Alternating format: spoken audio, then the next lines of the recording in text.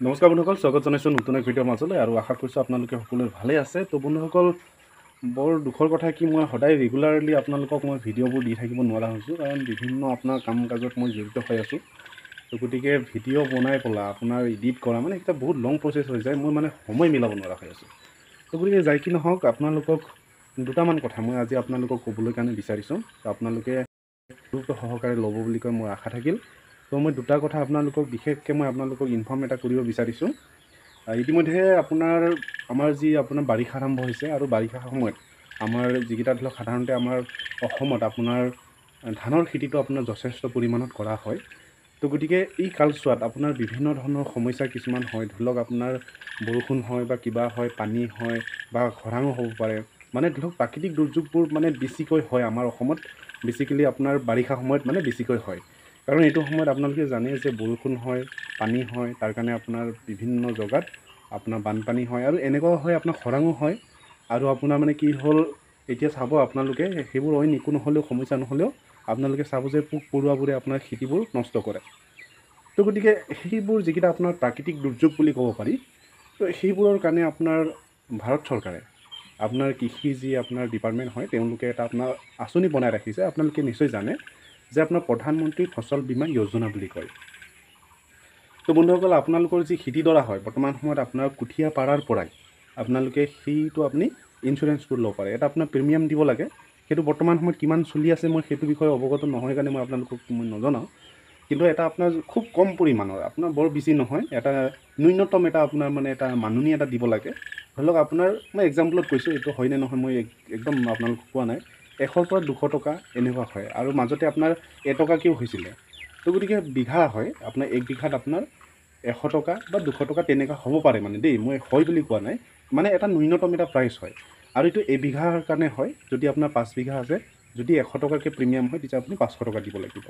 আৰু সেই অনুপাতে আপোনাৰ যদি খেতিডৰাটো যদি কিবা নষ্ট হয়, তেতিয়া আপুনি সেই ইঞ্চুৰেঞ্চ ক্লেইম কৰিব লাগিব। তেতিয়া আপুনি এবিঘাৰ কাৰণে যিটো আপোনাৰ ধৰা হৈছে, ধৰি লওক ছাপ'জ আপোনাৰ 10,000 টকা ধৰা হৈছে, তেতিয়া আপুনি 5 বিঘা যদি আপোনাৰ খেতিডৰা নষ্ট হৈছে আৰু আপুনি 5 বিঘাৰ কাৰণে আপুনি যদি ইঞ্চুৰেঞ্চ কৰি ৰাখিছে 5 বিঘাৰ কাৰণে, তেতিয়া বিঘাত যদি 10,000 হয়, মই এক্সাম্পলতহে কৈ আছোঁ আপোনালোকক এই কথাটো দেই।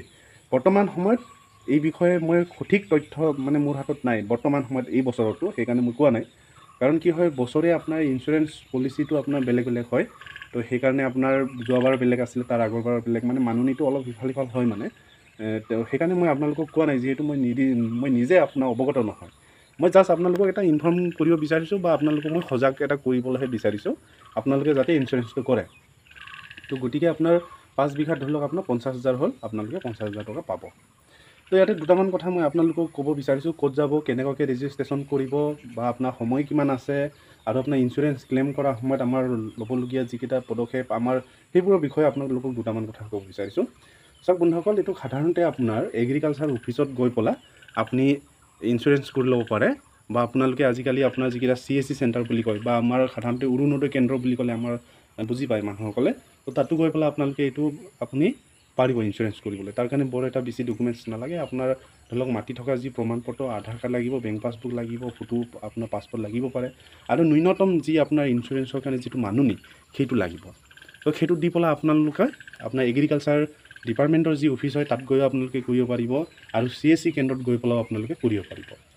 আৰু ইয়াতে এটা কথা মই আপোনালোকক ক'ব বিচাৰিছোঁ, আমাৰ যি আপোনাৰ ইঞ্চুৰেঞ্চ হয়, এয়া আপোনাৰ এবছৰৰ কাৰণেহে, মানে ছিজনেল হয়। এইটো ছিজনেল মানে ধৰি লওক আপোনাৰ ধান খেতিৰ কাৰণে আপুনি যিটো কৰিলে, ধৰি লওক ধান খেতি আপোনাৰ চপাই পেলাই হৈ গ'ল, তাৰপিছত সেই ইঞ্চুৰেঞ্চৰ মানে কোনো আপুনি মানে ধৰি লওক বেক নাপায়। মানে ধৰি লওক যেনেকৈ আমি LIC কৰোঁ, LIC কৰিলে যেনিবা আপোনাৰ ধৰি লওক পইচাকেইটা আমি মানে ধৰি লওক কোনো ধৰণৰ দুৰ্ঘটনা নহ'লেও, বা কোনো ধৰণৰ তেনেকৈ আপোনাৰ কিবা নহ'লেও, আপোনাৰ ধৰি লওক এটা মিচুৰিটি এটা আমি যেনেকৈ পাওঁ, তেনেকৈ ইয়াত ঘূৰাই নাপায়। আপোনাৰ মানে খেতিডৰা আপোনাৰ নষ্ট হ'ব লাগিব, মানে নষ্ট যিটো হয় ধৰি লওক, সেইটো হ'লেহে মানে পোৱা যায়, আৰু সেইটো মানে এবছৰৰ কাৰণেহে থাকে, বা এই যিটো ছিজনেল যিটো হয়, ধৰি লওক ধান খেতি এটা আপোনাৰ ধৰি লওক আপোনাৰ 4 মাহ লাগিলে বা 3 মাহ লাগিলে, সেই 3 মাহলৈকেহে সেই ইঞ্চুৰেঞ্চটো। যদি আপুনি অইন আৰু কিবা যদি খেতি কৰিবলৈ যায়, সেইটো আপুনি আৰু ইঞ্চুৰেঞ্চ কৰিব লাগিব। তো গতিকে আপুনি এইটো ভাবিব নালাগে যে মই আপোনাৰ ইঞ্চুৰেঞ্চটো মই কৰিলোঁ, তাৰপিছত আৰু কৰিবলৈ নালাগে, সেইটোৱে হৈ যাব, এনেকুৱা নহয়।